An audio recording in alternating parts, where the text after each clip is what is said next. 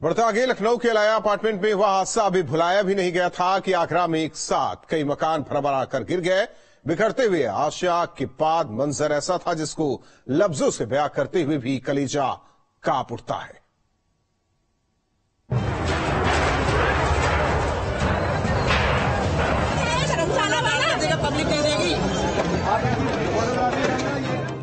आपकी नजरों के सामने दो तस्वीरें हैं, दो अलग अलग शहर हैं, दो अलग अलग जगह है, लेकिन मंजर एक सा। एक तरफ लखनऊ का अलाया अपार्टमेंट है, 5 मंजिला वो इमारत जो ताश के पत्तों की तरह बिखर गई, और दूसरी तरफ ताज नगरी आगरा है, जहां बस एक रात में कई लोगों के सपनों की आशियां जमीन की धूल में तब्दील हो गई। राजधानी लखनऊ के बाद ताजनगरी आगरा में भी एक बड़ा हादसा सामने आता है।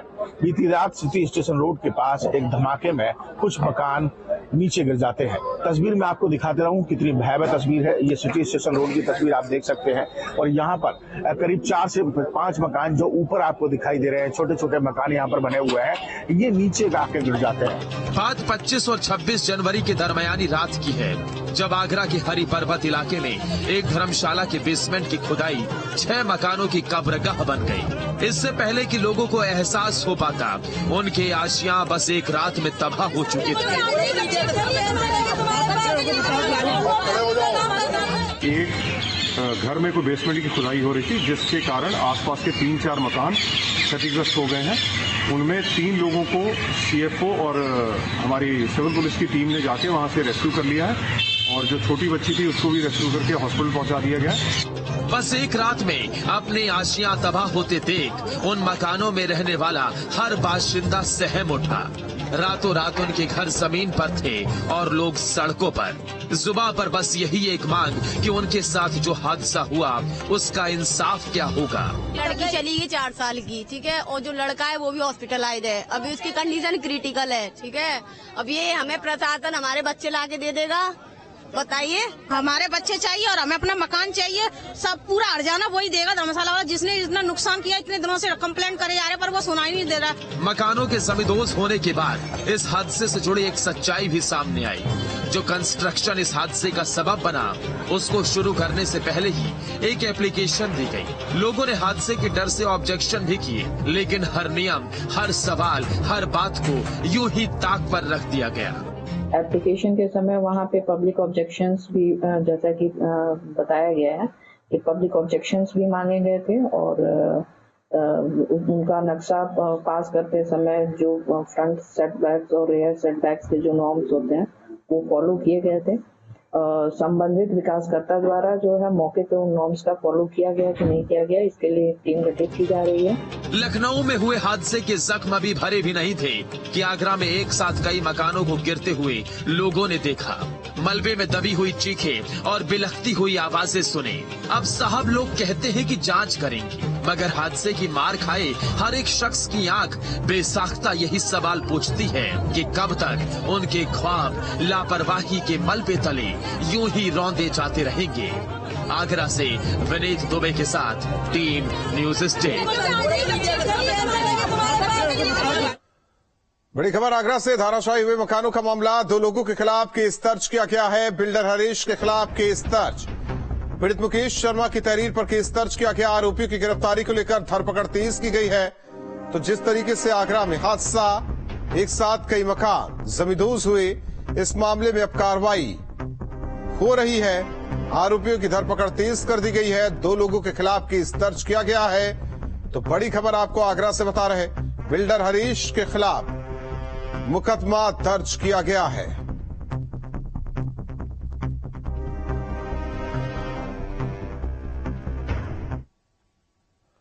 वहीं आगरा हादसे से जुड़ी इस वक्त की एक और बड़ी खबर, एडीए की बड़ी लापरवाही सामने आई। 9 महीने से बेसमेंट में चल रहा था काम। भवन निर्माण मालिक राजू मेहरा को नोटिस नहीं दिया था, किसी दूसरे राजू मेहरा को थमा दिया गया था नोटिस थमाकर गायब हुए प्राधिकरण के अधिकारी। हादसे के बाद आगरा डेवलपमेंट अथॉरिटी को ध्यान आया। तो बड़ी खबर आपको बता रहे हैं, आगरा डेवलपमेंट अथॉरिटी की बड़ी लापरवाही सामने आई है। इस हादसे के पीछे ये बताया जा रहा है कि 9 महीने से बेसमेंट में काम चल रहा था, और जिसे नोटिस दिया जाना था उसे नोटिस नहीं दिया गया।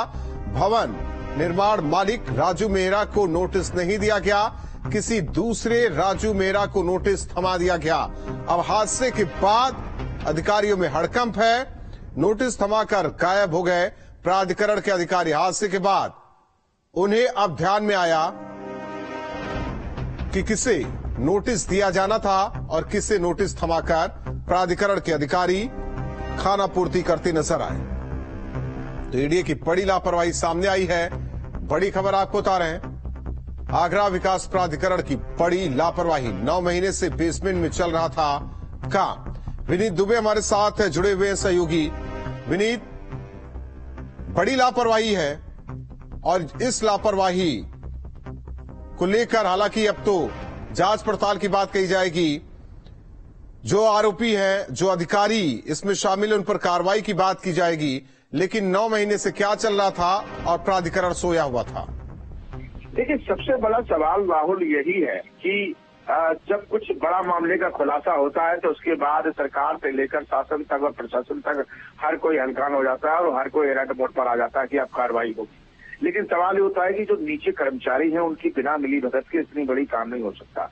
9 महीने से लगातार बेसमेंट की खुदाई हो रही थी, ये धर्मशाला को तोड़कर यहाँ बेसमेंट बनाने का काम चल रहा था और कई बार मकानों में दरार आई, कई बार शिकायत भी की गई और शिकायत करने के बाद प्रशासनिक अधिकारियों से कहा गया। और ताज्जुब की बात यह है कि आगरा विकास प्राधिकरण जब कार्रवाई की बात करता है तो वहाँ नोटिस देने पहुंचता है तो ये नहीं देखता है कि धर्मशाला का ट्रस्ट का अध्यक्ष कौन है, उसका मालिक कौन है, बिल्डर कौन है, किसको नोटिस देना चाहिए। राजू मेहरा के नाम से जो भी व्यक्ति वहां सामने खड़ा था उससे पूछता है कि आपका नाम राजू मेहरा है, उसने कहा हाँ, बस उसको नोटिस थमा दिया जाता है और कहता है कि ये काम जो है वो गलत चल रहा है, इसको आप बंद कर दीजिए और आगरा विकास प्राधिकरण में आके मिलिए।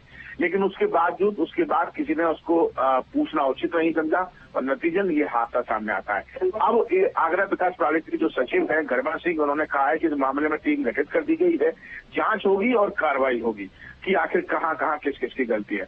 लेकिन इस तरीके के जो हादसे हैं वो कहीं ना कहीं एक कह सकते हैं कि सरकार की आंख खोलने के लिए काफी होते हैं। मुख्यमंत्री लगातार आदेश देते हैं, मुख्यमंत्री लगातार मॉनिटरिंग करते हैं, लगातार निर्देश देते हैं कि शासन प्रशासन अच्छे से काम करे। लेकिन सरकार अच्छी है, मुख्यमंत्री चाहते हैं कि कुछ सरकार अच्छे काम करे, लेकिन जो निचले स्तर के जो अधिकारी होते हैं, जो सरकारी विभाग होते हैं, वो ना कहीं सरकार के कामों में पलीता लगाते नजर आते हैं। विनीत, हादसे के बाद से अब तक अपडेट, एफआईआर से लेकर कार्रवाई तक क्या कुछ? देखिए, बिल्कुल, और सुबह 7 बजे ये हादसा हुआ था। 3 लोग इसमें दबे थे, जिसमें 2 लोगों को बचा लिया गया, एक बच्ची की मौत हो गई थी। उसके बाद जो स्थानीय लोग थे, जो पीड़ित परिवार थे, उन्होंने सड़क पर जाम किया और कार्रवाई की मांग की। लेकिन बिल्डर ने सुबह से ही फोन स्विच ऑफ कर लिया। लगातार मुख्यमंत्री के निर्देश के बाद उसकी तलाश की जा रही थी। देर शाम एक व्यक्ति सामने निकल कर आता है जिसका नाम राजू मेहरा था, लेकिन वो कोई अन्य राजू मेहरा था। वो अधिकारी के पास पहुंचता है और कहता है कि साहब ये नोटिस हमको दिया है, मैं तो राजू मेहरा हूं ही नहीं। तब ये सामने खुलासा होता है कि आगरा विकास प्राधिकरण की गलती थी, गलत नोटिस सामने आया। अब उस सचिव ने, जो आगरा विकास प्राधिकरण है, उन्होंने पूरे मामले में इसमें एफआईआर दर्ज हुई है और उसके बाद अब कार्रवाई की बात की है, टीम गठित होगी। फिलहाल बिल्डर का भी कोई अता पता सामने नहीं। धन्यवाद इस जानकारी के लिए। तो बिल्डर का भी कुछ भी अता पता नहीं है। एफआईआर दर्ज, कार्रवाई की बात कही जा रही है। लापरवाही आगरा विकास प्राधिकरण के सामने आई है। बड़ी खबर, ग्रेटर नोएडा से पुलिस और बदमाशों के बीच मुठभेड़